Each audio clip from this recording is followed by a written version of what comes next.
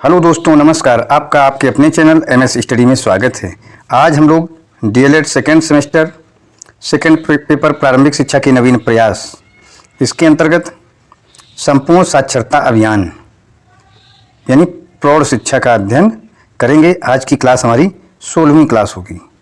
इसके पहले की 15 क्लासें प्लेलिस्ट में हैं। जिनको भी उन 15 क्लासों का अध्ययन करना है, प्लेलिस्ट में जाकर के अध्ययन कर सकते हैं। अब हम बिना देरी किए क्लास शुरू करते हैं। संपूर्ण साक्षरता अभियान प्रौढ़ शिक्षा। 5 मई सन 1988 में राष्ट्रीय साक्षरता मिशन की स्थापना एक सामाजिक तथा प्रौद्योगिकी के रूप में राष्ट्रीय स्तर पर की गई थी, जिसका उद्देश्य वर्ष 2007 तक साक्षरता का 75% न्यूनतम स्तर प्राप्त करना है। मिशन में वर्ष 1995 तक 8 करोड़ निरक्षर प्रौढ़ों को कार्यात्मक साक्षरता प्रदान करने का लक्ष्य निर्धारित किया गया। अंततः 3 करोड़ निरक्षरों को वर्ष 1990 तक तथा 5 करोड़ निरक्षरों को वर्ष 1995 तक साक्षर करना सुनिश्चित किया गया। तो हम देख रहे हैं संपूर्ण साक्षरता अभियान मिशन की स्थापना कब हुई? 5 मई 1988 को राष्ट्रीय साक्षरता मिशन की स्थापना हुई, जिसका उद्देश्य था 2007 तक साक्षरता का 75% न्यूनतम स्तर प्राप्त किया करना। मिशन में वर्ष 1995 तक 8 करोड़ लोगों को साक्षर करना था, जिसमें 3 करोड़ निरक्षरों को वर्ष 1990 तक तथा 5 करोड़ निरक्षरों को वर्ष 1995 तक साक्षर करना सुनिश्चित किया गया। यानी हमारा लक्ष्य क्या था? वर्ष 1995 तक 8 करोड़, तो 1990 तक 3 करोड़ और 1995 तक 5, दोनों मिलाकर 8 करोड़ का जो लक्ष्य है वो पूरा हो रहा। देश में राष्ट्रीय साक्षरता मिशन के अंतर्गत संचालित संपूर्ण साक्षरता अभियान यानी प्रौढ़ शिक्षा की सफलता में यह तथ्य सामने आया कि संपूर्ण शिक्षा की प्राप्ति कठिन है किंतु असंभव नहीं। 16 जनवरी 1989 में राष्ट्रीय साक्षरता मिशन की स्थापना के बाद सर्वप्रथम केरल राज्य संपूर्ण साक्षरता अभियान की घोषणा की गई। केरल राज्य में सबसे पहले संपूर्ण साक्षरता अभियान की स्थापना की गई। प्रौढ़ शिक्षा की सफलता से यह तथ्य सामने आया। क्या तथ्य सामने आया? कि संपूर्ण साक्षरता प्राप्ति कठिन है किंतु असंभव नहीं है। कठिन तो है क्योंकि प्रौढ़ लोग हर समय घर पर तो मिलते नहीं हैं।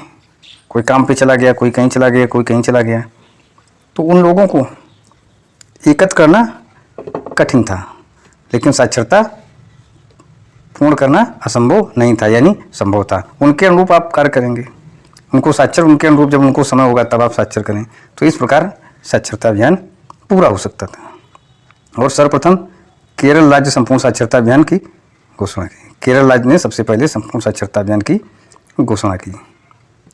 संपूर्ण साक्षरता अभियान की विशेषताएं एवं विशेषताओं के बारे में देख लेते हैं। इस अभियान की सफलता पूर्णतः जनता की अप्रेरणा एवं सामुदायिक सहयोग इस अभियान की सफलता पूर्णतः जनता की अप्रेरणा एवं सामुदायिक सहयोग पर आधारित थी। यानी जनता जब तक प्रेरित नहीं होगी तब तक हम इस कार्य को पूर्ण नहीं कर सकते, और सामुदायिक सहयोग पर आधारित थी। सामुदायिक सहयोग, एक समुदाय का हमें सहयोग मिलना चाहिए जहाँ पर हम साक्षरता अभियान चला रहे हैं। अगली विशेषता, यह परियोजना विशिष्ट क्षेत्रों में समयबद्ध एवं स्वैच्छिक संस्थाओं व्यक्तियों के आपसी सहयोग से संपन्न हुई। क्या बताया गया? यह परियोजना विशिष्ट क्षेत्रों में समयबद्ध और स्वैच्छिक संस्थाओं और व्यक्तियों के आपसी सहयोग से संपन्न हुई। अगली विशेषता देखते हैं। संपूर्ण साक्षरता अभियान को संचालित करने के लिए जिला स्तर पर पंजीकृत समितियों को अनुमति प्रदान की गई।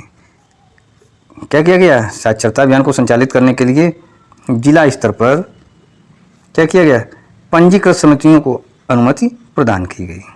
अगली विशेषता, इस कार्यक्रम में बाह्य लक्ष्यों को सम्मिलित नहीं किया गया। बाह्य लक्ष्यों को सम्मिलित नहीं किया गया है, अपितु लक्ष्यों की पूर्ति स्थानीय स्तर पर सर्वे कराकर संपन्न की गई। क्या किया गया? लक्ष्यों की पूर्ति स्थानीय स्तर पर सर्वे कराकर संपन्न की गई। अब हम देखते हैं कार्यक्रम संचालन में उत्तरदायी अभिकरण।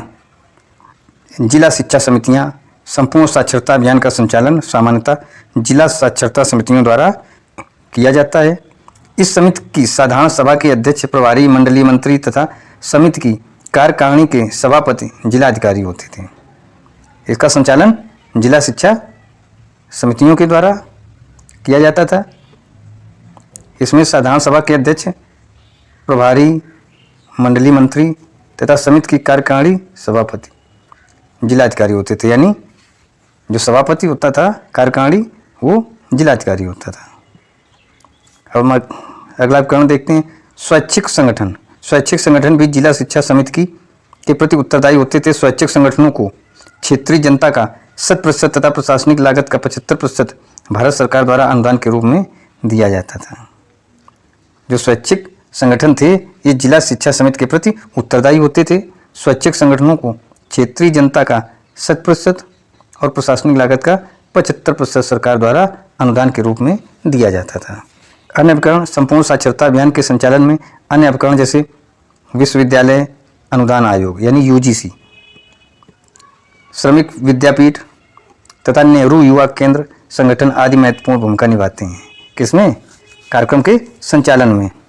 यूजीसी यानी विश्वविद्यालय अनुदान आयोग, श्रमिक विद्यापीठ, नेहरू युवा केंद्र संगठन। अब हम देखते हैं आगे राष्ट्रीय साक्षरता मिशन की उपलब्धियां।